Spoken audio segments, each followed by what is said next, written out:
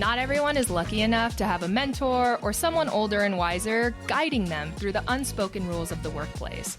Most of us just have to learn the hard way. But I'm on a mission to change that, and this podcast is that mission. Welcome to Season 2 of How to Survive Your Boss, where each episode brings real stories and practical advice from incredible professionals who've lived it. I'm Kiana, your host. Let's get into it. All right. Well, we're back and we're ready to start with one of the most exciting guests I think we're going to have on any episode. And that is my dear friend Jasper here. Tara, just a little context. Jasper is probably one of the smartest people I know with just immense success across his career. So if we're going to listen to anybody, little T, Jasper's the one to do it. Jasper, thank you so much for being here. Thanks, Kiana, and you're too kind. I think I've learned some things the hard way over the years, and I'm excited to bring this to you and to your listeners. Well, I guess just a little background on yourself. I know you've worked with a lot of various companies, but just a little bit about your skill set. It's more product, right?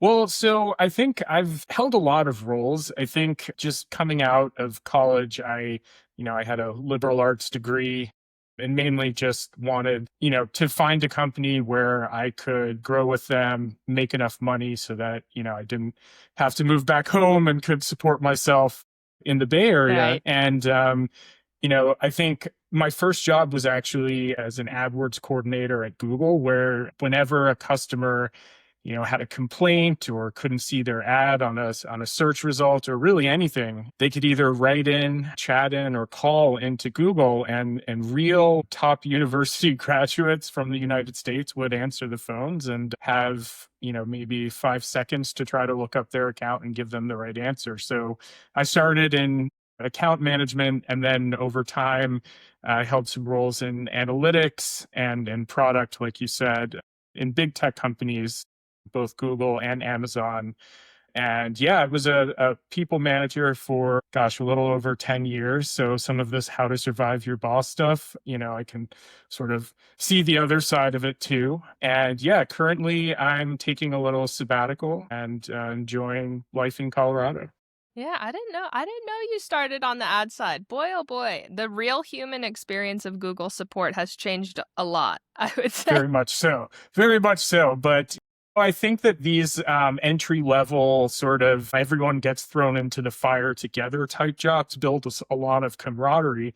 And I actually made some of my best friends that I'm still friends with to this day in that job. Totally. Yeah. I always tell in season 1, I talked a lot about little T with networking. You don't even realize it's happening, but over the years, you kind of just collect people. And now that little T started school, by the way, little T is her nickname. Now that she's started school, Tara, I guess, what was it that happened, little T, when you went to orientation or something and you were the master of networking? Well, yeah, lots of networking. My friend didn't know what networking was when they were talking about it during orientation. She's like, what even is that? I was like, dude. So I have a funny story about that from the early days of Google. So we were all, fresh out of college, no experience in the business world. And we had some folks who are our managers, were probably a few years out of school themselves, talk to us about, how to relate to customers. And one of the lessons that this manager was trying to impart was, you should always try to talk to C-level execs if you can. And someone in the audience raised their hand, and her question was, you said we want to talk to C-level execs, but why wouldn't we want to talk to the A-level execs?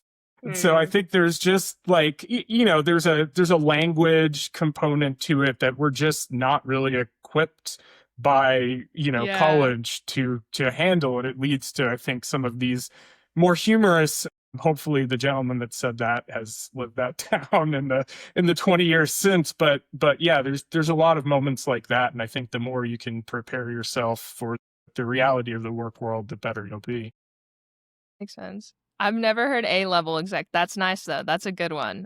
Yeah. I'm sure that stuck out in their memories. Well, I guess we can get just right into it. So I'm gonna kind of post this up with my core question here, Jasper, and I'll let you kind of talk about your piece of advice. But looking back, when it comes to your professional politics experience and all of those experiences you had both being and having managers, what's something that you wish you would have known at the beginning of your career that you basically had to learn the hard way, like you said?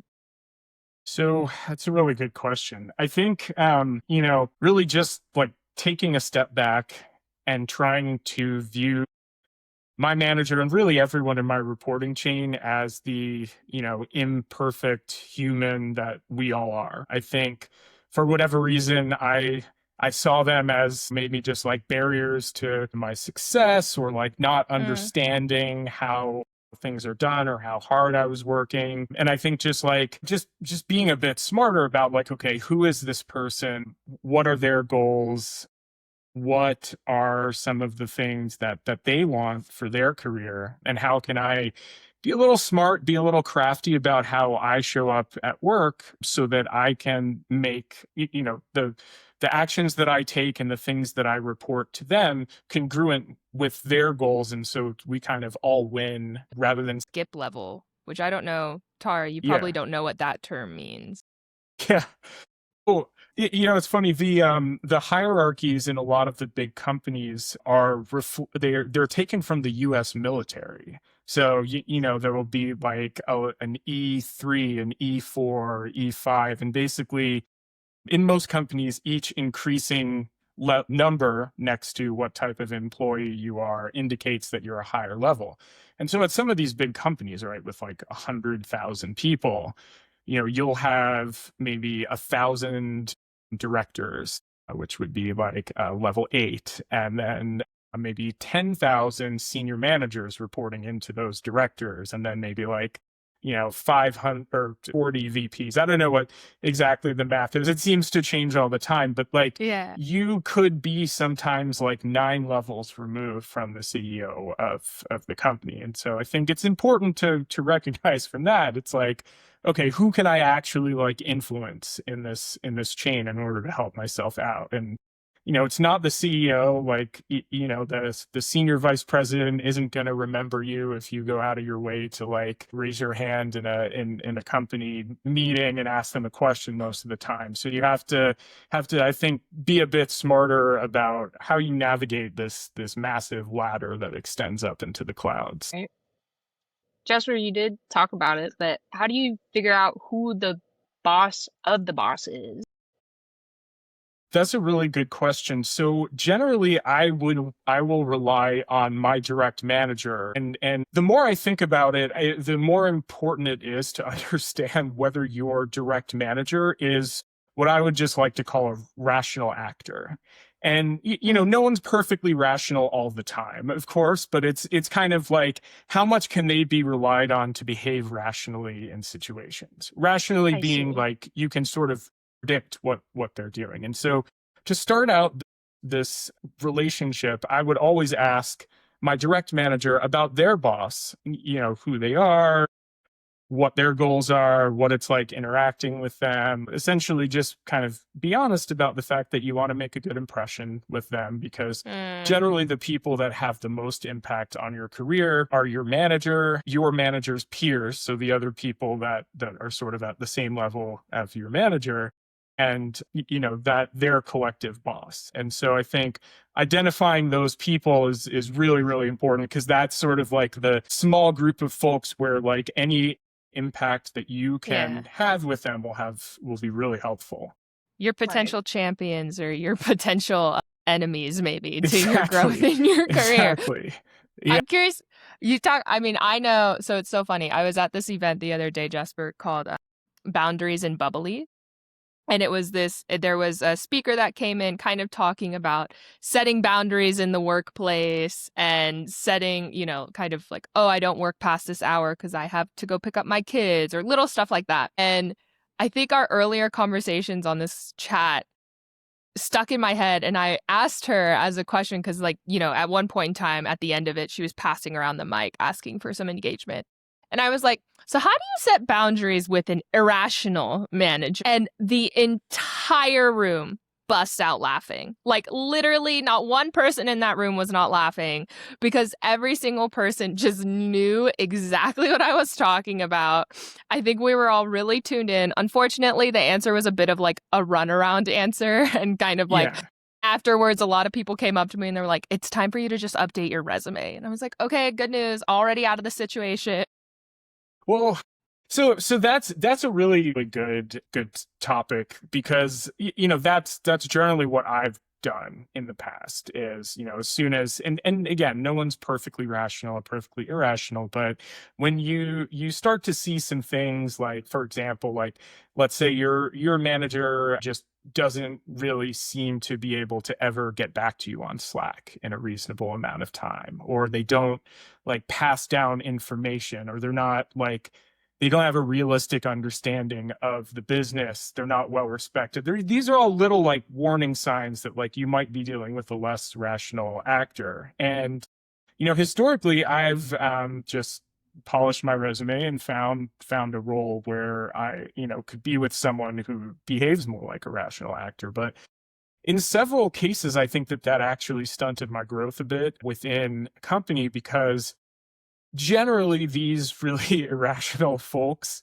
they do get pushed out. Now they can make your life hell until they do get pushed out, but I think you give up a lot of let's just call it political capital every time you leave an organization for another one, because like your individual manager may not be great to work with, but you probably have some peers that respect you, or probably some customers really like you in that job.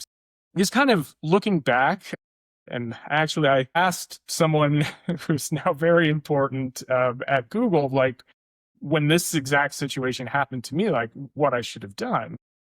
He told me, you should have leveraged your relationship with me. I would have found some way to keep you in the org. And so, unfortunately, that ship sailed a long time ago. But I think like looking for that middle path sometimes when you are faced with irrational boss, and it may not exist, right? If your irrational boss is like the CEO of the company, there's not too much you can do. But in these big organizations, there's a lot of churn, and generally like someone at the highest level has some basic idea of what's going on. Can you give me some examples of a rational manager? If you've Yeah, had any. definitely.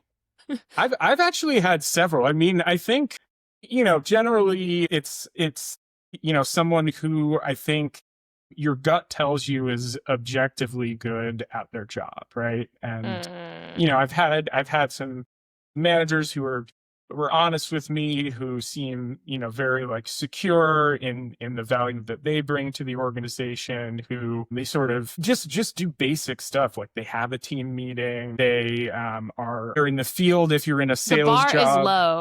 The bar is surprisingly low, but that's the thing. Like, a lot of times people get promoted not because they're good at leading. They're promoted because they're in the right place at the right time.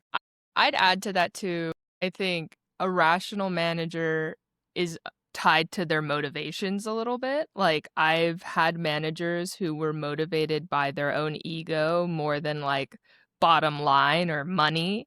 And that's like, when you're in a for-profit business, typically your motivation is money. Whether you're an employee, you're a manager, you're the CEO, everybody's goal is to make money. And I've had instances where a manager would give direction that goes in the direct opposite of making money. And at this point, I'm like, whoa, where's the rational actor?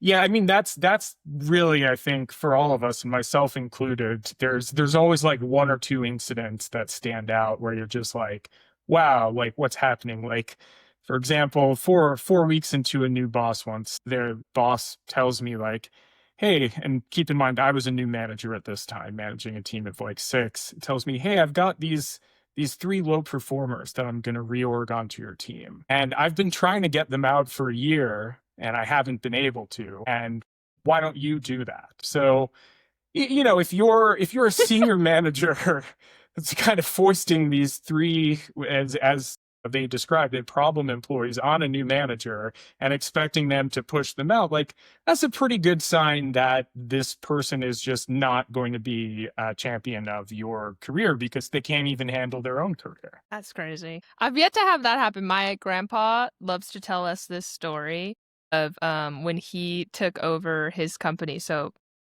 he was building a company to be in Japan, and the way that he got that position was he went to the skip level, which was, I think, like CEO, VP, like high up there, and was basically like, my manager sucks and I don't need him to do my job. He's just in my way. And so the way that our grandfather got his like big boss title was he had to fire his manager. Yeah, and sometimes it does come down to that. That actually was the situation that I just mentioned, where the big boss said, "Hey, why didn't you come to me? I would have done something about it." So, in many times, that's the right thing to do, but you have to really understand the situation. Or, the saying, "If you come at the king, you better not miss." Because if you miss, then you really do need to polish up that resume. Right. Maybe polish the resume before you miss.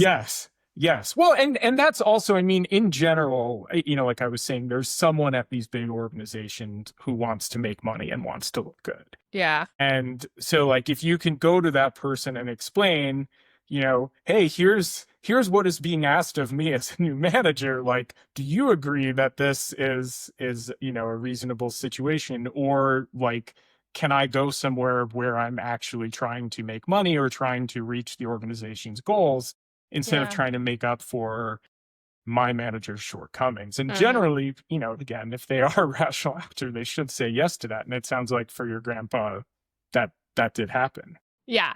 Our grandpa's a little too rational sometimes, maybe. A little very traditional Japanese, like very minimal emotion involved. But I guess that's good in a business context, right? So, okay, so step one, confirm your boss is rational. Now that we know the boss is rational, now we need to figure out what your boss's boss is interested in and kind of work with that. How did you realize that what the boss's interest is kind of like the golden nugget to be focused on? So, really just through observation over the years of like what actions on my part yielded the most rewards for me, right? Like, for example, just doing a lot of customer calls when I was in sales. I think I did double as many calls as anyone on my team in one period. My manager couldn't care less. And I mean, looking back, I can understand that, because what was the impact of that? And I think throughout the years, I realized like, hey, in these like boring company-wide or org-wide team meetings, they're telling you exactly what their goals are, and like saying, hey, these are the goals, these are the 3 goals for the org, and they can be things like adoption of a product or process. Like right now, I'm sure it's AI. Like you can do anything that involves AI, you're gonna get rewarded. And so it's like you can resist that, or you can like try to frame what you're doing in the context of promoting AI, because each level that you go up in these big organizations, it gets even more competitive. And so these VPs and directors, they're constantly throwing zingers at each other about like, my org is doing this, we're so AI first, we can train your org on this great thing that we've done. And that's basically like a VP's way of giving a middle finger to another VP. And so like, if you can then, if you have something that you did that then your boss or your VP or whoever can use as a counter to this, like, we're so great, we can train you, then they remember you so much for being able to support their growth and their continued success in the organization. And so I think that's the key, is just like finding a way to frame what you are doing in a way that really directly relates to those stated goals of your manager or your manager's manager, etc.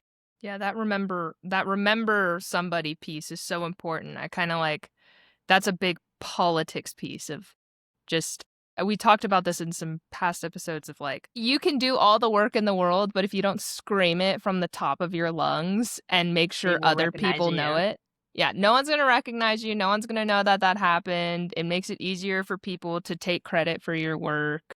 Yes.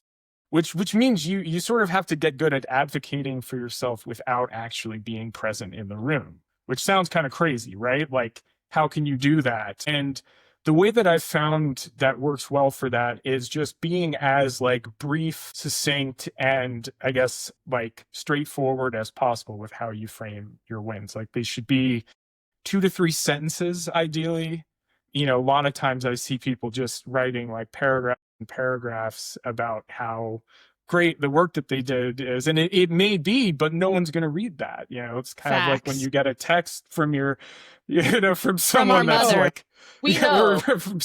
yeah, it's like not going to read all that. Like, so yeah, I mean, be succinct. The way I always framed it is like situation, behavior, impact, and maybe like a sentence for each of these. So like, again, going back to AI, right? Like, let's say, you know that, and I'm going to go to the programmatic world because that's what I know. Everyone wants people to let AI set their bids for the ad that they show you instead of having someone go in and do it. And so if, let's say, you had a customer where you were successful at getting them to either keep that type of product active or to increase their budget to make them perceive success, you might say something like, in your one-on-one, which is the most important thing, by the way. You should spend a lot of time prepared for that, because that's like the one time when you do get, most of the time, your boss's full attention. You could say something like, here's an AI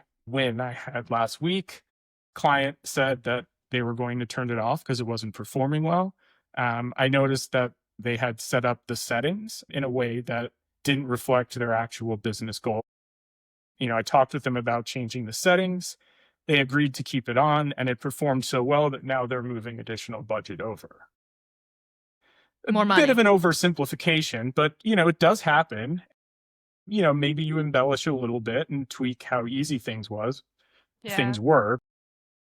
That's something that it's just like it's catnip to these folks, because they see like if your manager is on the hook for doing something to move the needle, so to speak, on AI bidding, and you've just given them that like 3-sentence smoke show, like they are going to repeat that. And that's the thing, right? Like, there's only so many rewards out there, and your manager and your manager have to distribute those rewards unequally. And so the more that they can see you as contributing to these goals that make them look good, as a rational actor, they're going to want more of that. And so to do that, they're going to allocate an oversized amount of those rewards to you, which obviously is what we all want, right? And that could be like bonuses, that could be promotions, that could be ratings. Like, I've had some, I got the opportunity once to go to Australia for a few weeks and talk to clients there, which was awesome. And see, Jasper's traveled an aggressive amount for work, by the way. He's yes. literally worked in Tokyo. Okay, like Jasper is the coolest person. Thank you. Tokyo is one of the most fun places. Like, the fact that I got to just kind of like be a part of the business culture there is really one of the highlights of my career. It's so interesting, just having to sort of adapt your style to their customs, and then find a way to win with the restrictions that that business culture places on you. I think it's very, very interesting, and that applies to just about every country. It always baffles me when I see people going to try to do business in another country and not taking the time to learn about the customs, and just kind of failing over and over and over again. Yeah. No, for sure. I mean, learn the customs. Hack. Yes, learn the customs. Yeah, I mean, like, don't schedule your client in Madrid for a 12 p.m. meeting. They're going to be at lunch. Right. Like, when you're in Tokyo, like, do not talk to everyone in the room and try to get them all to participate. I actually learned that one the hard way. But some of these you do have to understand if you're going to have success there. Yeah, I mean, and I think too, like let's say like with the different cultures of skip levels, like your boss's boss. Like in some cultures, it could be received as overstepping if you try to like get to know your boss's boss. And so I think to Jasper's point, like there's a lot of value in figuring out what they care about and then making your workload above that. I guess I'm curious, Jasper, too. So let's say you figure out what your boss's boss cares about, but your boss is directing you to do different stuff in some degree, or maybe your JD itself is just like not exactly conducive to doing what, like the AI example. Let's say your job is really not touching AI a lot, like you can find ways to maybe use it, but it's not like your actual task at hand. Let's say your customer service is to answer customer tickets or to respond quickly. How would you recommend like balancing actual work that you have to do with boss's boss, get noticed work that matters? It's a really good question. I mean, the unfortunate reality is you want to try to get out of doing the sort of menial, like just sort of nose to the grindstone type work as fast as you can, because I just have continuously seen that not get recognized in organizations. And when I first started at Google many years ago, a friend's dad who was really successful in the business world told me that, you know, his advice for me would be to specialize as quickly as I could. And, you know, 6 months into being at Google, I learned that there was this thing called display advertising, that it wasn't just search. And, you know, Google was trying to grow in that area, and they were looking for people to come out of the general pool of support and specialize in that. And sort of remembering that advice, I raised my hand, and it was one of the best career moves that I made because, of course, display advertising is a really big thing now. Yeah. But at the time, it was really just like, how can I specialize and make myself more valuable to the company than the average person? Jasper just oozes advice. Every You're too kind. No, it's funny when we were talking about prepping for this episode, Little T, Jasper was like, so I could literally talk about everything. I was like, right. Because he's got like crazy financial advice. So Jasper's probably going to be a regular because I want to learn everything from Jasper, especially the financial stuff. He picks hobbies and he manages to make money from his hobbies. Like, it's incredible. Yeah, no, definitely. Although I do think with hobbies, if you make it into a business, it sort of takes the fun. Yeah, it's no longer a hobby, but still, Jasper, the fact that you can almost like break even on a hobby is pretty cool. Yeah. You know, I do like making money, and I think that's part of what made, you know, a lot of people think digital advertising is boring. I thought that just like the sort of gamification of, you know, trying to grow as much revenue as possible or get a customer to adopt something or just like operate a campaign on behalf of the customer and reach a goal. I like to play video games. I haven't found a way to monetize that yet, but I tried to find ways in my work to gamify what I could. I know that's a bit of a cliche, but I think when you do that for yourself and find those little things that excite you, it can really help make the day-to-day less tedious. There are like full books on gamifying the workplace. Yes. Yeah, I kind of cringed a little inside when I said that because it's I okay thought though. This is like books. Our audience, Jasper, doesn't know gamifying the workplace. They haven't seen the books. So to all of them, it's not cringy. They're like, what the hell does that even mean? Yeah, no, definitely. I mean, it's more like gamifying it for yourself, right? I mean, like, yeah, you're not going to be playing Final Fantasy VII all day, but as close as you can come to that, the better off you'll be. Right. And I did have a question for you, Jasper. Back on the bosses carrying aspect, why do you think that strategy works so well for you or for others as well? So Like carrying, just carrying like. Oh, no, definitely. So it's the signal to noise ratio, basically, that this, you know, again, trying to empathize with this big VP, right? Like, everyone knows that they've got to influence this VP. They've probably got like 500 different partners, like trying to influence them, vying for their time.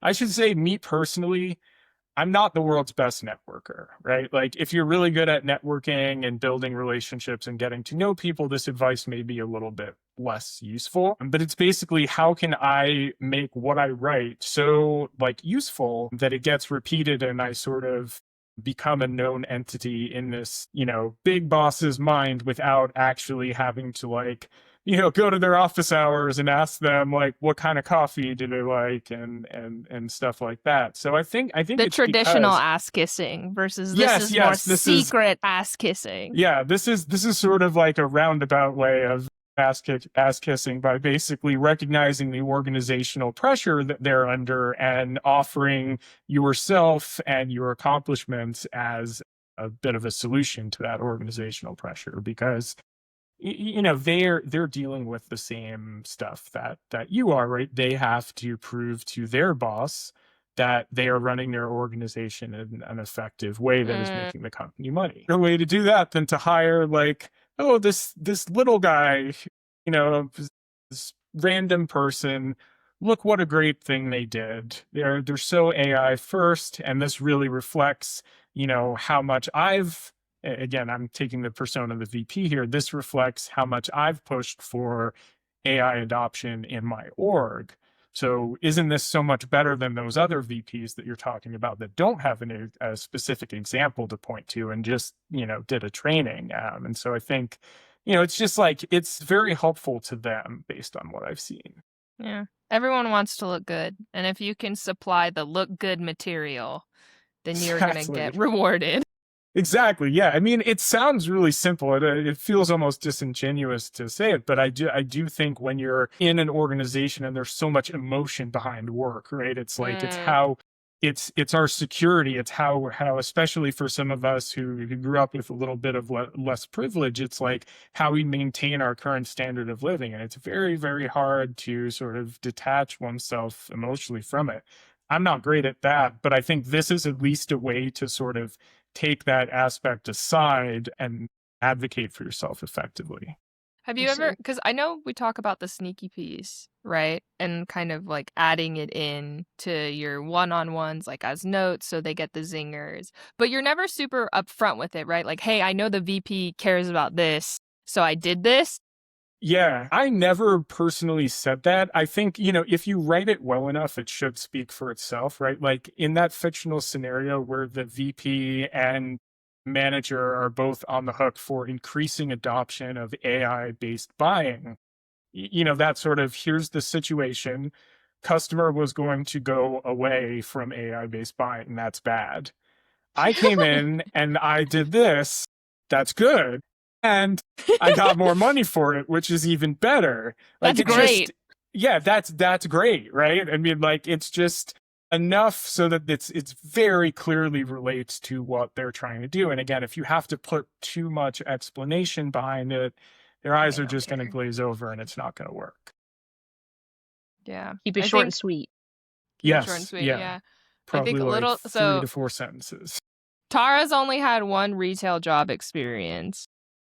And it kind of didn't give her like, because it's still corporate. I try to explain this to her because she goes around her school and she says, "Oh, I tell all the business people I know." And I'm like, "Yeah, this is useful advice for business people, sure, but this is useful advice for anyone. Like even if you're a floor manager at a store, you should be caring about what your I don't know. If you're a floor manager, then I believe like your next manager of there would be like the head of the store, and then from there you have like the owner of the store. So it's like if you care about what the owner of the store cares about, then it's going to make the head of the store care more Exactly. about what you're doing." Yeah, and I'd say the flip side of that, I've seen, having worked retail jobs myself, and then also, seeing some friends in them is like making sure that your manager is a rational actor is even more important because, man, like in smaller companies, I think like part of the benefits of these big companies is they have to report these business metrics to the street every 3 months. And so like, you can have a few people that are, managing based on their ego. And Mm. and I do hear a lot about this in some of these retail environments. You'll just have like this store manager that's a little tyrant and like this person asked them how their wedding was and like likes all their photos on Instagram. And so they get all the good shifts. This is a real example I've heard. Jesus. That environment sucks, right? Like versus someone who's like, okay, like we're here to make money. Like this is how what you all are doing relates to that. Let's just try to make each other's lives as easy as possible. And I do think the majority of managers are good managers. I think like, I think we have different experiences, Jasper.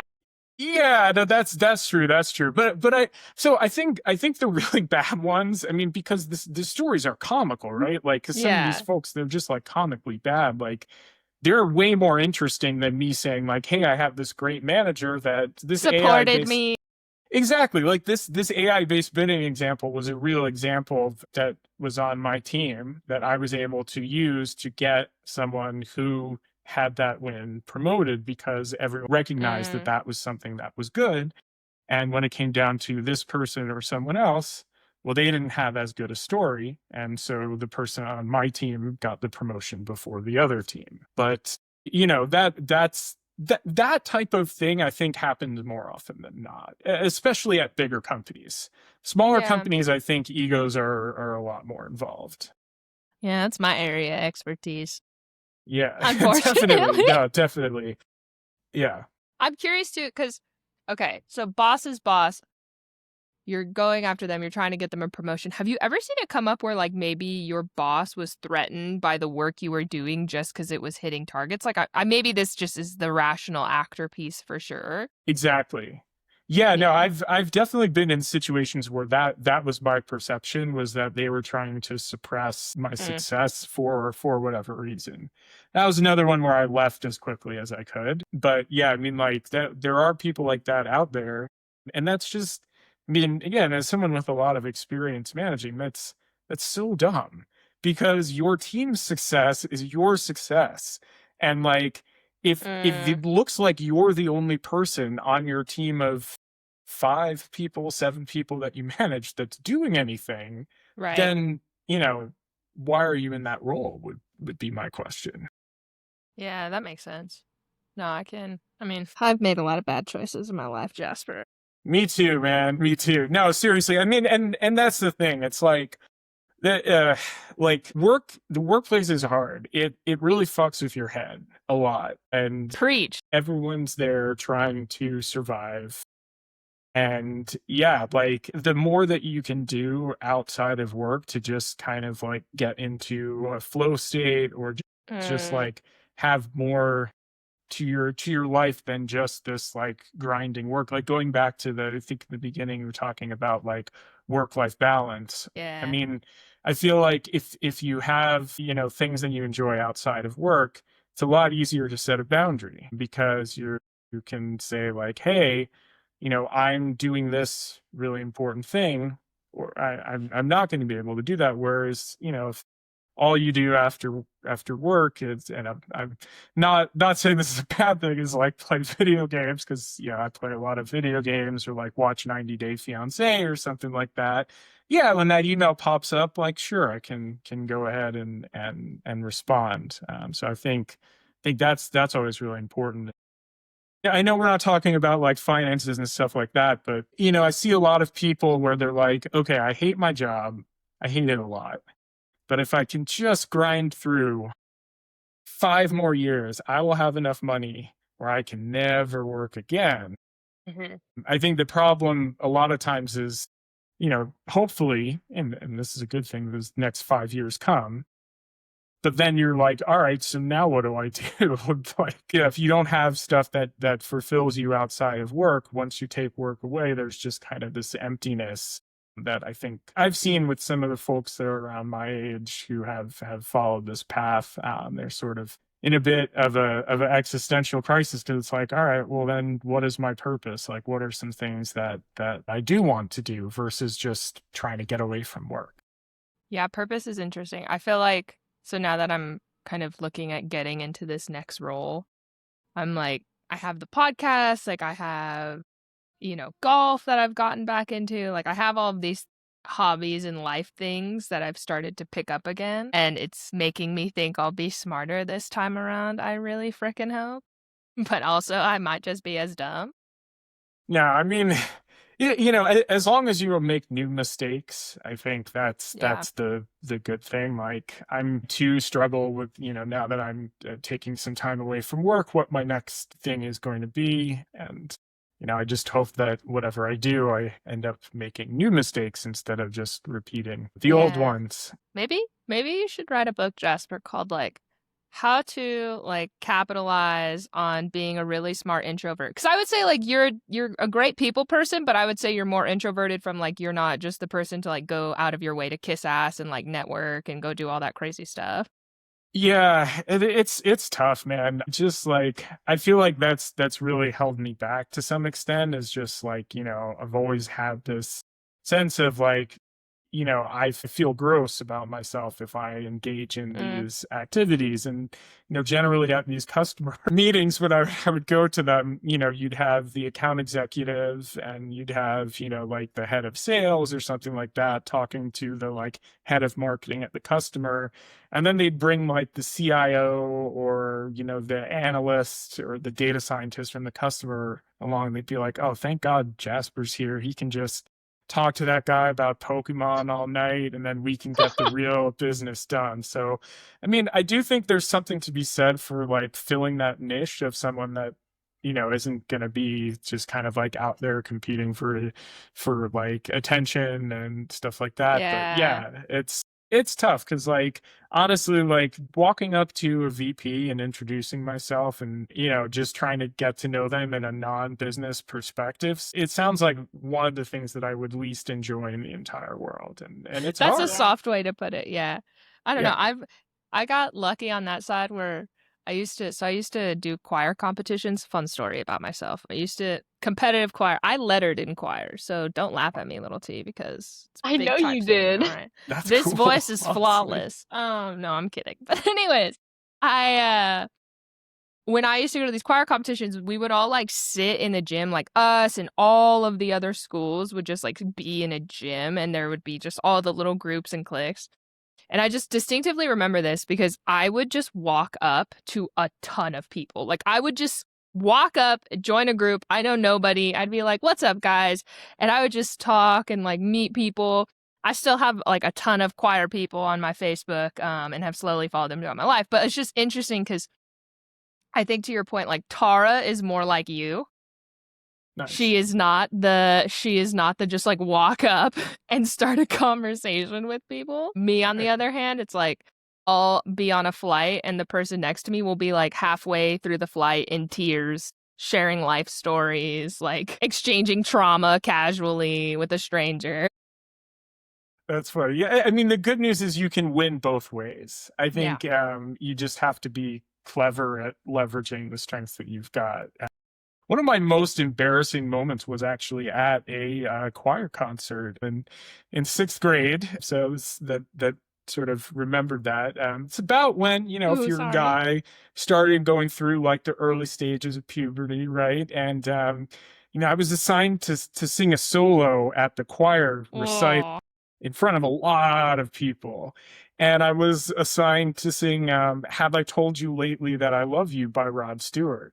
And man, I practiced that like really hard and, it was all going well. And then when I got to the chorus where it's like, you take away all my sadness, my voice just cracked in the worst way. And it was like the room just went dead.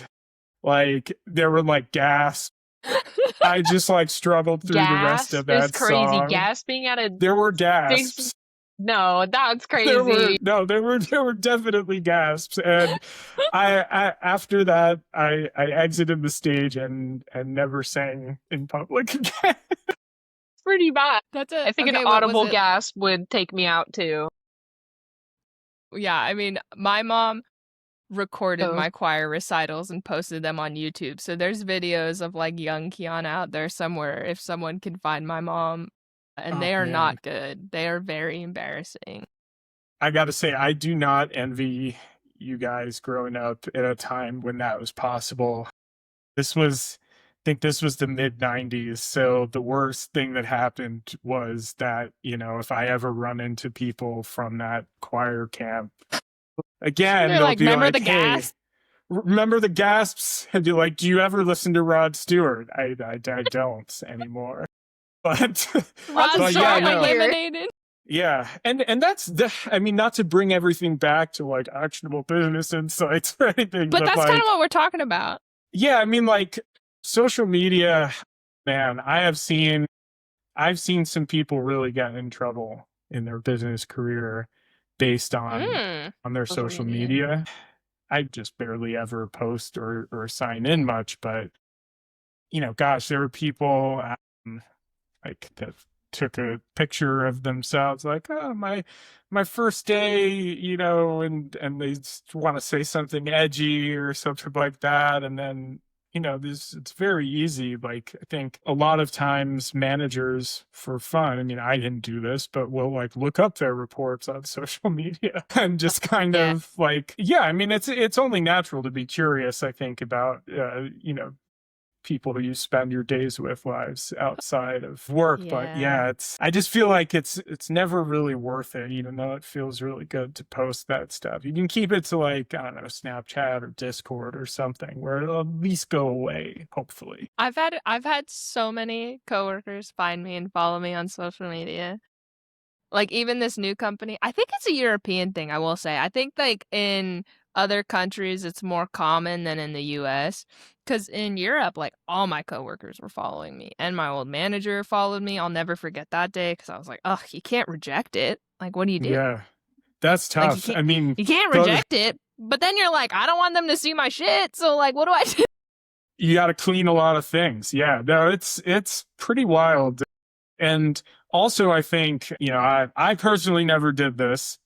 A lot of people, the first thing that they would do when they had an interview with someone is look at their social media and see, like, what can I learn about this person who I'm about to talk to? And so, it does definitely. And by the way, not just LinkedIn. It's more like Instagram, Yeah, I was Facebook, gonna like, say.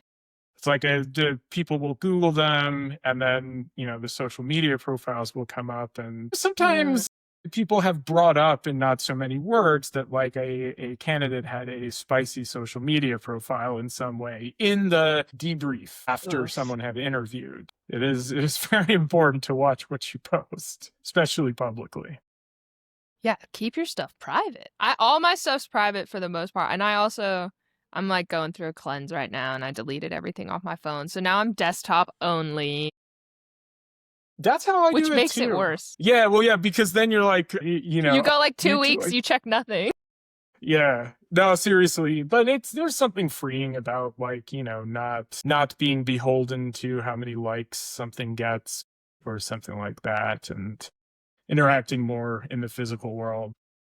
When little T was younger, she Here had we a go. TikTok.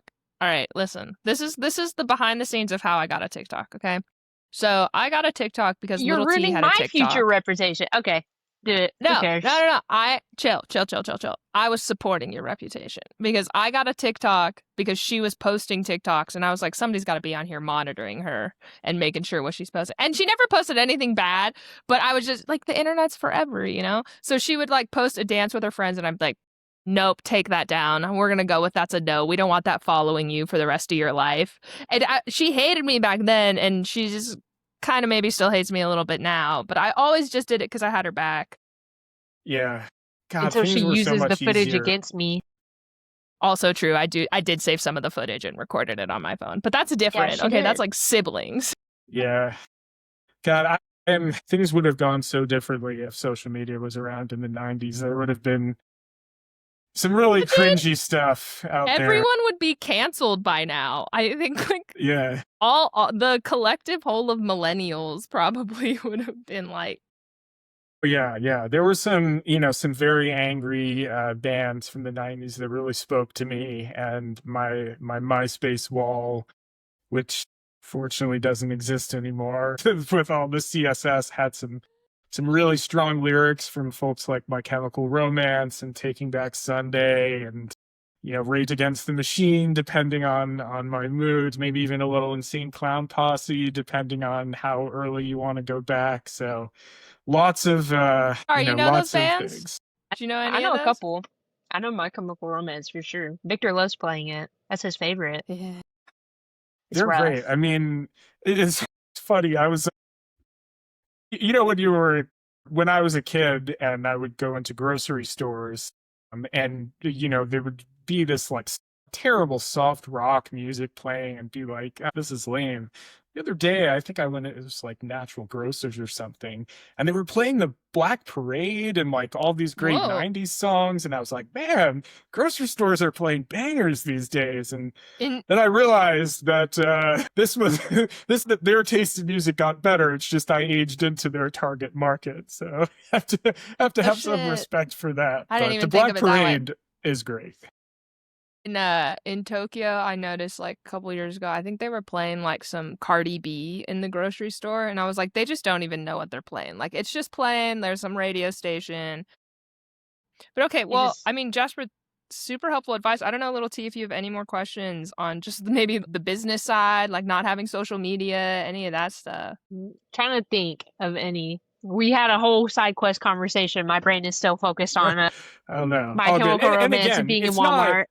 Yeah, it's not like not having social media, because that can be sometimes weird too. I think it's more just like making sure that like if you want a job where you are, considered a professional, to Yeah. make sure that You don't want everything to that get someone canceled.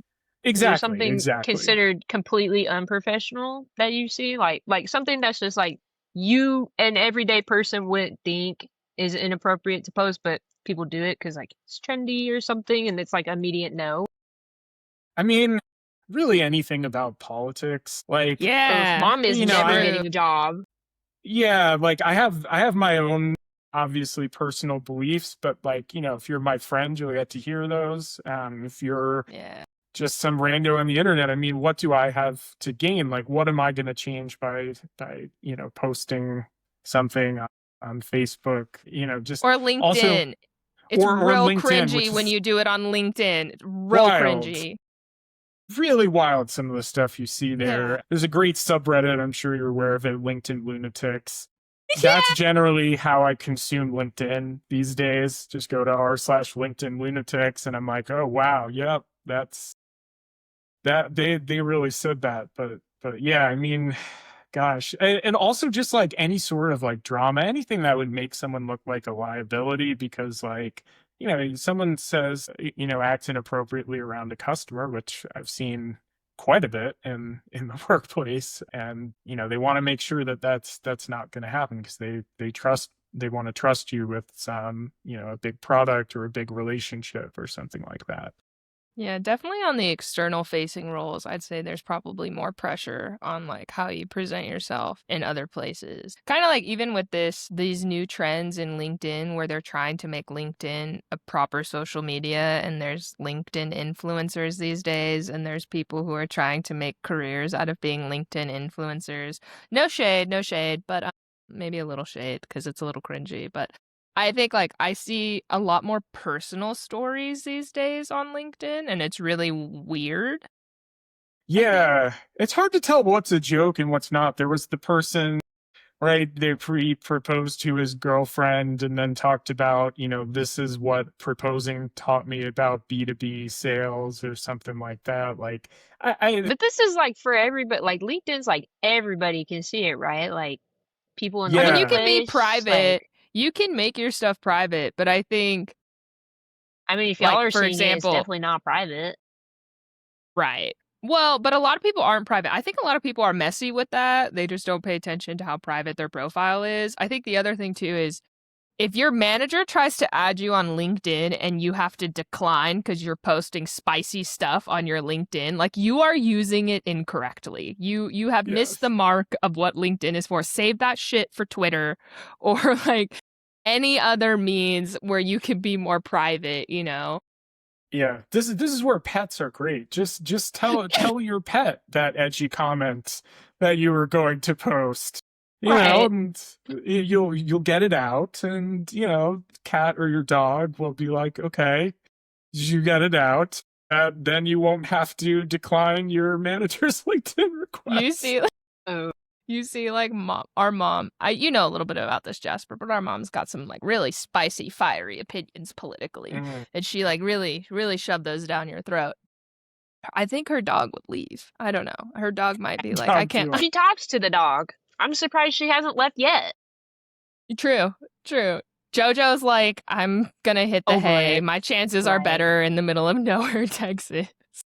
Yeah, no, No, I it's think a that's good tough advice. world these days. It I is think, tough. just with it's like that's the other thing is these economies, they can't all be growing forever. And I think, we saw tech really, the cliche goes overhired in 2021 because due to the way that growth is calculated, a lot of these companies where they really it's like intellectually dishonest. Like they look at the last 3 or 6 months and what happened to the business then, and then they just do a simple linear projection of like, okay, that's going to continue. And so COVID happened, and in my opinion, all of these sort of people who are cogs in the wheel that couldn't really think independently were like, all right, so these trends that happened during COVID, if they continue in perpetuity, this is what the impact on the business is going to be. And so we need to hire all of these people. And there was a time when I was at Amazon where there were like, I think, hundreds of open recs jobs in any across every division at that time. And so then obviously, things returned more to the steady state that they were before that. And I think still a lot of tech Layoffs. companies, yeah, exactly, like tech companies are really still feeling, and I mean, I'm not saying tech is the only place to work, but a lot of companies really overhired during that time period. And so I think that's why it's even more important to look at anything that could disqualify you over a profile or just like being able to Yeah. represent your work. Also, this sort of like situation behavior impact 2 to 3 sentence narrative is great for interviews as well. In fact, most interviews will tell you now they adopted Amazon, the STAR format, right? Where it's like Yeah. situation, We talked a little task, bit about action, STAR. result. Yeah, exactly. And so like these 2 to 3 sentence narratives fit really good in any kind of a STAR question, right? But tell me about a time when you positively impacted your company's overall goal. You got that 2 to 3 sentence example, and you're going to stand out because they're going to remember you in the interview over someone that just rambles for like 10 minutes, Yeah, which I see more rambling. often than not. True that. No, I mean, what a great way to bring it back to the beginning, Jasper. Because I Always think got it was really good. It was really smooth, circling back to the beginning. I mean, just to summarize this, like we talk about mentality checks a lot and just how you look at something can really change the way how you behave, right? So like the situation, if you assess the situation one way versus another, your behaviors are going to change. And I think we talked a lot about the big leagues because that's what you're really good at. Like, you know how to play ball on a big stage. And I think doing the work itself, like what's on your JD, that menial stuff, it's just not the whole picture, right? You got to do the right Yeah. work. That's what's going to get you ahead. I think most people just assume if you check all the boxes of your job and then you look up to the gods and you're like, where's my promotion? Yeah. Well, and also most of those JDs are complete bullshit anyway. Like they're written True. specifically so that people won't sue them or sue the Yeah. companies, right? So they're so vague that anyone can be rejected for just about anything. And so yeah, really just like Yeah, your the JD day-to-day. is really to make your manager look good in front of their boss's boss. Yeah, I and to think support the company's objectives that they have created the position to do. Going back, actually, I know we're running a bit short on time, but to something that we talked about in the beginning, if you find that the role that you're in does not really ladder up to any of the objectives of your organization, to me, that really puts you at risk. Yeah. Because if they're looking for someone to cut, and they have all these other people where it's very clear how their work impacts the organization, but you don't, well, generally, assuming a rational actor somewhere there, you're going to be the first one cut. Right. Just because even though your job may matter in the scope that you're hired, in the larger picture, it doesn't matter. So figure out what leadership values, align your work to that, right? Even if it feels maybe politically motivated or even strategically dumb, because sometimes leaders and their positions don't always make sense, or like what they care about doesn't like I've had managers who care a lot about being in office, and it was just like if you were in office, you got more noticed. And it like doesn't maybe necessarily tie to bottom line, going back to rational actors or not, but like it was a way to get more noticed. And it's not really so much selling out. It's like, this is how you move up in the world and play smart for yourself and kind of help yourself. And then also just be smart with social media, keep your shit on private, don't post racy, crazy stuff so that Yes, nobody wants to see your political opinions on LinkedIn. exactly. But yeah, I mean, that's it. I mean, that was really, honestly, Jasper, I could probably talk to you forever. So thank you so much. Super good advice. I definitely we're going to do a follow-up episode and talk about the financial stuff because I feel like you just have a plethora of knowledge there. But is there anything else you want to say? Anything you want to plug or promote No, for I mean, yourself? I think that's it. Really appreciate you both having me on. It's been a great discussion, and look forward to the next one. Well, if this episode hit home, don't forget to subscribe, rate, and send it to a friend who's currently figuring out what politics really means and maybe even trying to figure out what their boss's boss cares about. We've got a link on our site to send in questions that we're answering both on the pod and via social media. So looking forward to seeing what you guys come through. Peace and love, everybody. Peace and love. Paper trails. Paper trails.